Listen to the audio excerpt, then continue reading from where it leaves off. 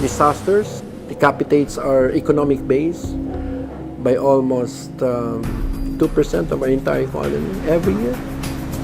We've costed what is under threat at the moment, and it comes to almost $1 billion.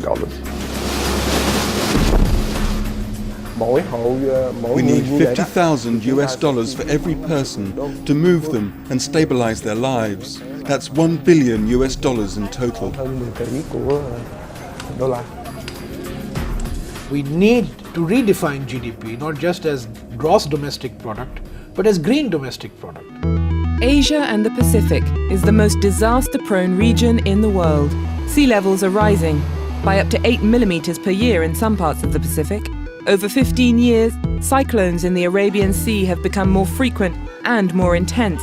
The World Bank is predicting a $68 billion annual bill before the end of the century.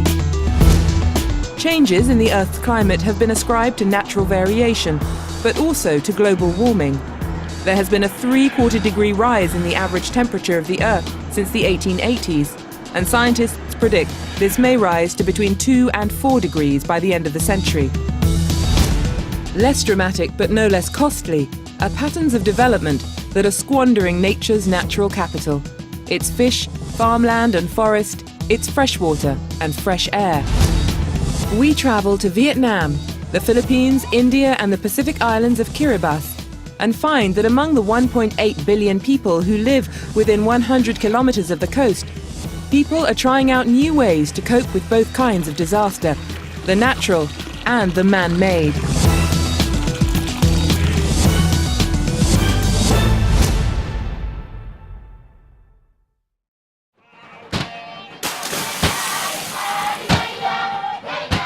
For the South Pacific islands of Kiribati, sea level rise is quite simply a fact of life. The government is preparing for evacuation. 100,000 Kiribati may become stateless. If you turn to 20 degrees to the port. According to Kiribati's president, the aim is to migrate with dignity. He does not want the islanders to become desperate boat people shunted around the Pacific. The main emphasis is on education and training, creating a cadre of qualified Kiribati that other countries on the Pacific Rim will welcome.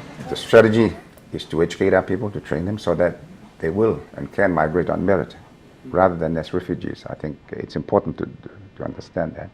And I think it's important to do something that is already part of the policies of the different countries. Kiribati is an archipelago nation spread over 3.5 million square kilometers of ocean. 32 tiny coral atolls and 1 island are populated. Tarawa is the largest and capital. Its highest point is just 3 meters above sea level.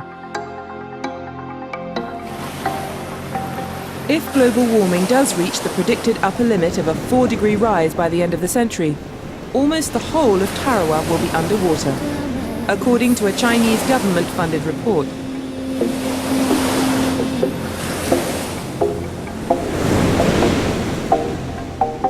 "65-year-old Iria Maireri has lived on Tarawa most of his life. His seafront village is protected by a stout 2-meter-high wall. But 2 years ago, it was breached in a storm. It's sad because people have gone out. People have left their houses. And this is where we have the broken seawall, and it just let the water comes in. As you can see now, it's nothing but a big channel now here. This was torn out 2 years ago, and it used to be houses all across to the other end. But now it's no more houses. This family here, they're gone out. But as you can see now, there's nothing but a big channel of seawater comes in. Our only hope is the good Lord. What can the good Lord help us in this situation? Building ever higher and stronger seawalls is the first defense. With limited resources, the priority is protecting key infrastructure. This wall is under construction to protect Tarawa's airport. But mostly villagers are left to their own devices to build seawalls, some with more success than others. With no uniform standards, one weak link can mean inundation for all. We never have this kind of problem, say, 30 or 40 years ago. But now we know that there is a good sign that the water is gradually coming up in height, and people are getting worried. Most countries, they think, oh, you can move back. But they've got mountains behind them. We don't have that. And we keep moving back, we fall off on the other end. Kiribati's problems do not end with the rising seas. As the most developed island in the archipelago, Tarawa is a magnet for migrants from outer islands. With 36,000 residents, the population density of the southern part of the island is 10,000 per square kilometre, one of the highest in the world.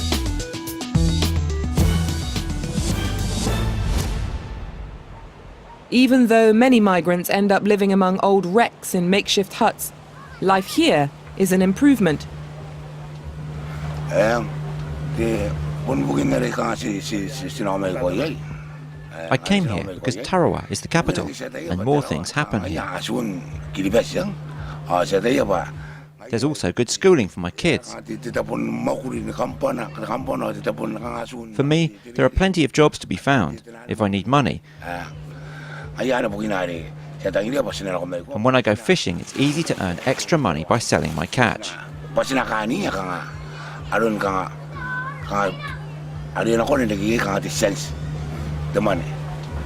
A fast expanding population is placing unsustainable demands on Tarawa.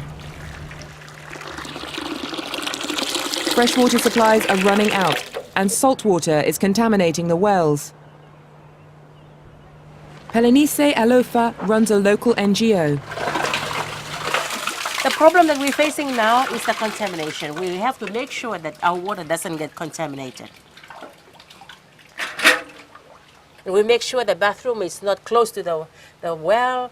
We make sure that the rubbish is not dumped in the soil around the well. Now with the climate change, the contamination comes from the rising of the sea. When it's high tide, this well water becomes salty. It is saltier than it should be. Yeah. Most wells can no longer be used for drinking water, so the government has provided a piped supply. And you are supposed to be collecting this. You have a bucket, clean bucket, to collect, and it's on for about 1 hour every second day, and it fills up like 2 big containers. Overcrowding is using up the limited supply.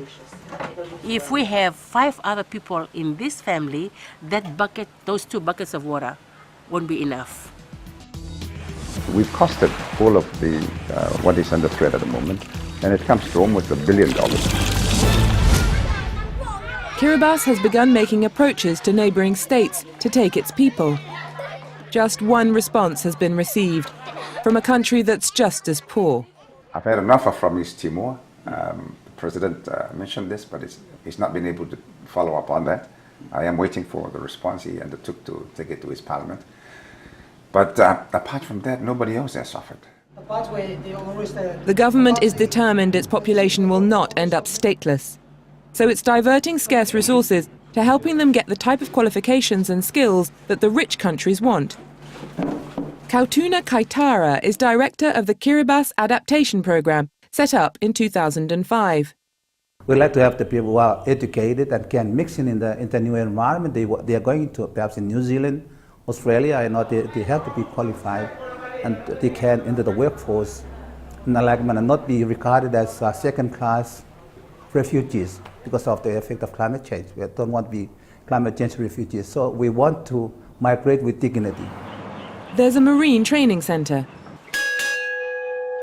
They train 70 Ikiribati per year. Successful recruits have jobs waiting on foreign ships. This is the bridge simulator. This is where the trainees have opportunities to learn how to do steering and navigation. Competition for a place at the school is fierce, as the training provides graduates with excellent job prospects. Over half find jobs at sea, with shops and other businesses also valuing the students. When my family heard that I'd passed the entrance exam to the training centre, they were really excited. They said, carry on working hard, because now you have the possibility of a future.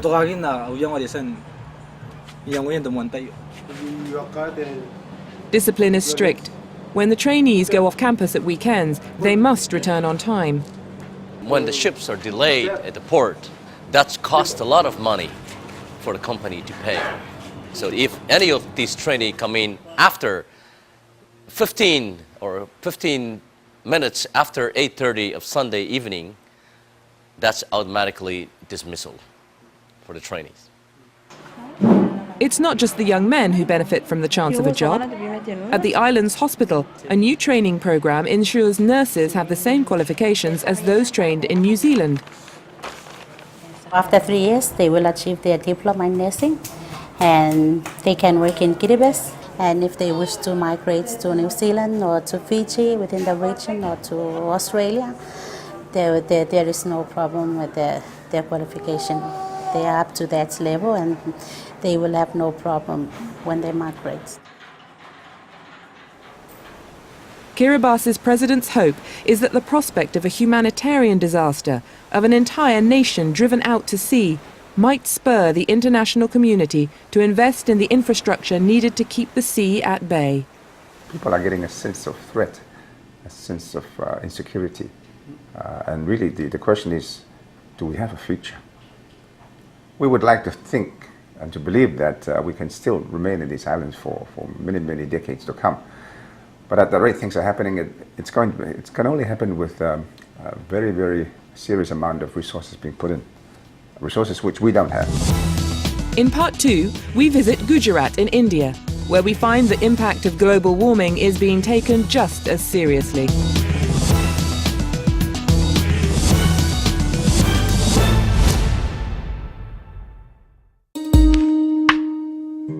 Gujarat in northwest India.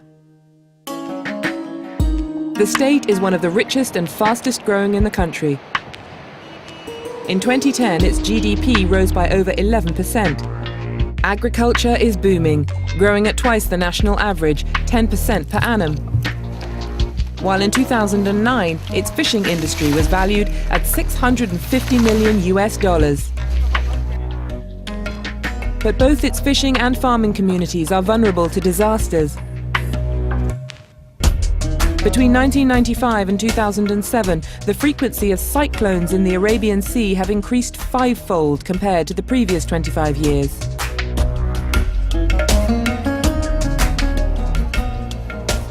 Gujarat has over 50,000 families who make their living from the sea.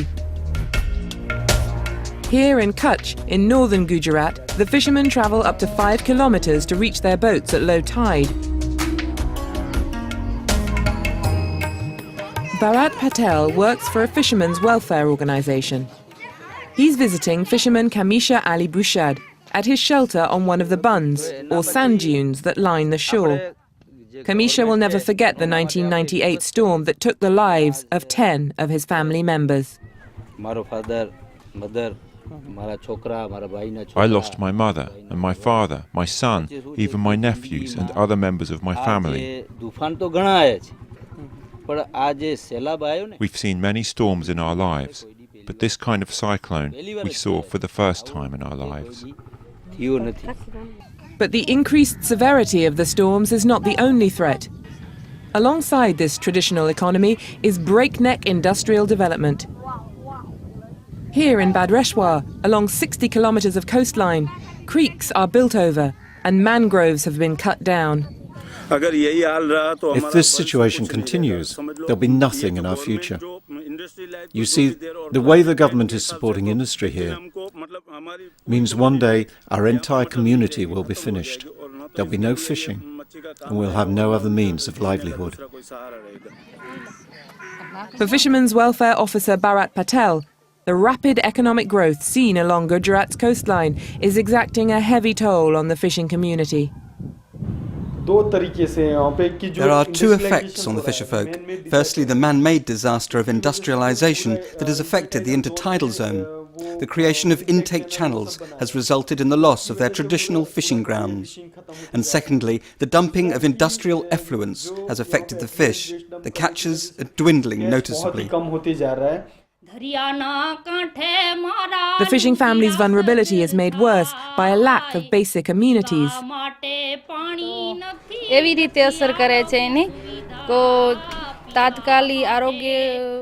In the song, we were saying that all citizens have the right to education and the provision of clean drinking water. But why haven't the government done anything for the fisherfolk? There is no drinking water, no proper roads, no schools close by, no health centre. We have no rights. Lacking clean drinking water means the women spend half their day fetching and carrying from the nearest well, 4 kilometres away.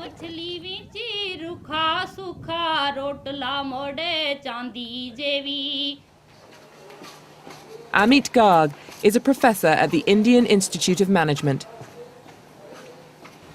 They don't have potable drinking water. They have to walk for 4 kilometers to get water. And a child's childhood is lost in fetching water and wood for energy purpose. When we should go for schooling? If you provide them a good development model, I think they'll become more resilient. India has adopted a strong set of environmental laws to provide such a model, one that aims to underpin economic growth by safeguarding the environment. But as India's Minister for the Environment points out, it's up to the state and local authorities to make them work. In the environment and forest field, it is absolutely true that all the laws are national. The Forest Conservation Act is a national law. Our water pollution and air pollution laws are national laws passed by Parliament. But the implementation is that of the state and local government. So we need to have a system by which we incentivize good environmental performance by the states and disincentivize, penalize bad environmental performance by the states. That we don't have today. That's one of the big challenges in this job. This is the Great Rann of Kutch, a giant salt desert stretching for 30,000 square kilometres from Gujarat into Pakistan. The only sweet water here comes from rain. Just 10 kilometres from the desert's edge, Dordo village was in decline as the young men left the parched earth in search of work. But the village now is prospering. It's adapted to the harsh conditions by harvesting its rainwater. Rainwater harvesting. ये सब फायदे हम इसलिए अब migration का Rainwater harvesting has assisted in halting migration because now we have big storage tanks and we've created a big lake in the middle. हमारे पास बड़े-बड़े tank हैं, तालाब हैं, WRM में हमने बनाया एक बहुत बड़ा. We've created a big lake in the middle of which is a well with a solar pump that gives water to the village members. खींच के हम आराम से अपने गांव को 1 साल तक पानी देते हैं उसको. The monsoon rains are channeled into the reservoir that in turn feeds storage tanks. These closed containers prevent evaporation and hold water for distribution to homes and water points during the dry season. The availability of water has changed the lives of these people drastically, and the revolution which started with a small thing, now the same thing has been replicated in all villages, and we can visualize that availability of water has changed the lives of people. In fact, number of tourists are coming to watch the White Desert, and this is just possible due to the availability of water and sanitation facilities.